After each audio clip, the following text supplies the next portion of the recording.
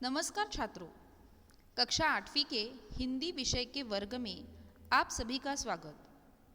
छात्रों, हम सब मुलाकात इस साहित्य की एक विधा मतलब प्रकार से परिचित है। हम प्रसिद्ध व्यक्तियों की मुलाकातें दूरदर्शन पर देखते हैं या समाचार पत्र में पढ़ते हैं। छात्रों, मुलाकात का दूसरा नाम है साक्षात्कार। इसमें एक व्यक्ति किसी प्रसिद्ध व्यक्ति से उनके जीवन, उसके कार्यक्षेत्र से संबंधित प्रश्न पूछता है और वह व्यक्ति उन प्रश्नों के उत्तर देता है। छात्रों, जो व्यक्ति प्रश्न पूछता है उसे साक्षात्कारकर्ता कहा जाता है। छात्रों, हमारा हिंदी का 5वां पाठ है मधुबन। यह एक साक्षात्कार है। इसके साक्षात्कारकर्ता है अनुराग वर्मा जी। ये हिंदी के जाने माने लेखक हैं। छात्रों, इस पाठ में अनुराग वर्मा जी ने श्रेष्ठ साहित्यकार डॉक्टर रामकुमार वर्मा इनका साक्षात्कार लिया है। छात्रों, यह साक्षात्कार आपको ध्यान से पढ़ना है। डॉक्टर रामकुमार वर्मा जी हिंदी के प्रसिद्ध लेखक और स्वतंत्रता सेनानी थे। इनका जन्म 15 सितंबर 1905 में मध्य प्रदेश में हुआ था। उनकी अनेक रचनाएं प्रसिद्ध है। छात्रों, मधुबन निवास ये प्रयाग स्टेशन में स्थित डॉक्टर रामकुमार वर्मा जी का निवास स्थान है। लेखक अनुराग वर्मा जी उनका साक्षात्कार लेने के लिए वहां सुबह 10 बजे पहुंचे। लेखक ने डॉक्टर साहब को विभिन्न मतलब अलग अलग उत्सवों में, संगोष्ठियों में और सम्मेलनों में देखा था। छात्रों, किसी विषय पर विशेषज्ञों का जो चर्चा सत्र होता है उसे संगोष्ठी कहा जाता है। डॉक्टर साहब से लेखक की यह पहली मुलाकात थी, इसीलिए उनके मन में विचारों की हलचल मची थी। जैसे डॉक्टर साहब कैसे होंगे, उस साहित्य मनीषी मतलब विद्वान का व्यवहार कैसा होगा, यही विचार लिए लेखक मधुबन में आए थे और उनकी मुलाकात डॉक्टर साहब से हुई। लेखक ने डॉक्टर साहब को बताया कि आपके जीवन से संबंधित कुछ प्रसंग और उनसे आपको जो प्रेरणाएं मिली उनके बारे में मैं जानकारी लेने आया हूँ। छात्रों, लेखक का डॉक्टर साहब से पहला प्रश्न यह था कि आपको काव्य रचना की प्रेरणा कहाँ से और कैसे प्राप्त हुई। इसके उत्तर में डॉक्टर साहब ने बताया कि समाज की अंधव्यवस्था के प्रति उनके मन में विद्रोह मतलब क्रांति ने अपने आप ही जन्म लिया था। 1921 में जब उनकी आयु 15.5 वर्ष की थी, तब उन्होंने गांधी जी के असहयोग आंदोलन में भाग लिया था। तब उनके सामने परिवार और समाज से व्यवधान मतलब बाधाएं आई थी, किंतु उन्होंने उनके साथ संघर्ष किया था।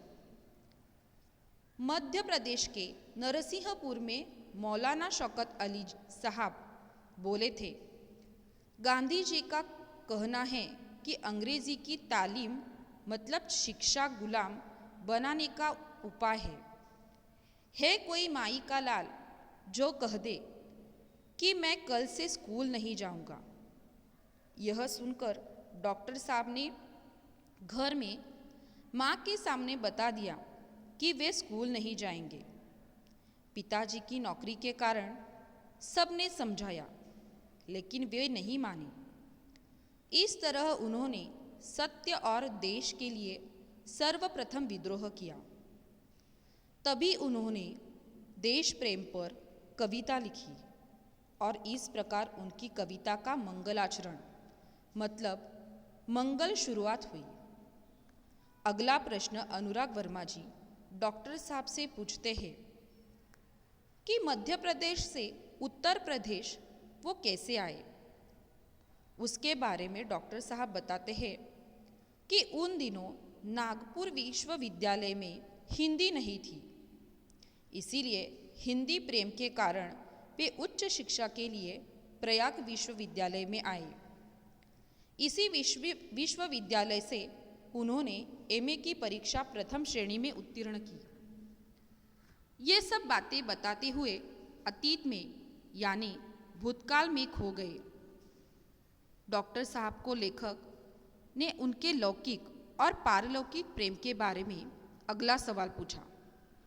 छात्रों, लौकिक शब्द का अर्थ होता है जो लोग व्यवहार से संबंधित हो उसे लौकिक कहा जाता है, और पारलौकिक मतलब जो असाधारण या विलक्षण है। इस सामान्य संसार से लोग व्यवहार से संबंधित नहीं हैं।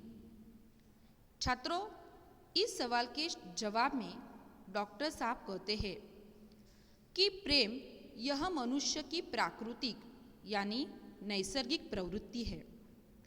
1926 में विवाह होने के बाद उनका गृहस्थ जीवन में शुरुआत हो गया। सात्विकता मतलब सत्वगुण, अच्छाई, और नैतिकता मतलब नीति, सच्चा व्यवहार, इनके साथ डॉक्टर साहब का प्रेम बढ़ गया। 1930 में उन्होंने कबीर का रहस्यवाद यह पुस्तक लिखी।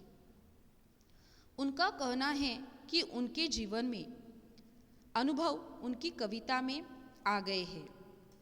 अंत में लेखक ने डॉक्टर साहब से देश की राजनीति स्थिति के बारे में उनकी राय पूछी, तो डॉक्टर साहब ने बताया कि उन्हें राजनीति में कोई रुचि नहीं है। उनका कहना है कि आज की राजनीति में स्थिरता का अभाव है, मतलब कमी है। वे नेहरू जी, शास्त्री जी, इंदिरा जी और मुरारजी भाई से मिल चुके थे। उनके साथ उनका अच्छा परिचय था, लेकिन उन्होंने खुद को राजनीति से दूर रखा था। साहित्यकार होने के कारण उनको साहित्य के चिंतन में, विचार में ज़्यादा विश्वास और लगाव था। छात्रों, डॉक्टर साहब के इस उत्तर के साथ यह साक्षात्कार यहाँ खत्म हुआ। डॉक्टर साहब ने एक अभिभावक भांति के लेखक को आशीर्वाद देकर विदा किया। छात्रों, अभिभावक इस शब्द का अर्थ है ऐसा व्यक्ति जो संरक्षण करता हो, अति प्रबल हो, श्रेष्ठ हो। छात्रों, इस तरह हमने साक्षात्कार क्या होता है यह देखा। साक्षात्कार का यह एक उत्तम नमूना हमने मधुबन इस पाठ में सीखा। छात्रों, आपको ये शब्दार्थ अपनी कॉपी में लिखने हैं। यह पाठ आपको ध्यान से पढ़ना है और स्वाध्याय पूरा लिखना है। धन्यवाद।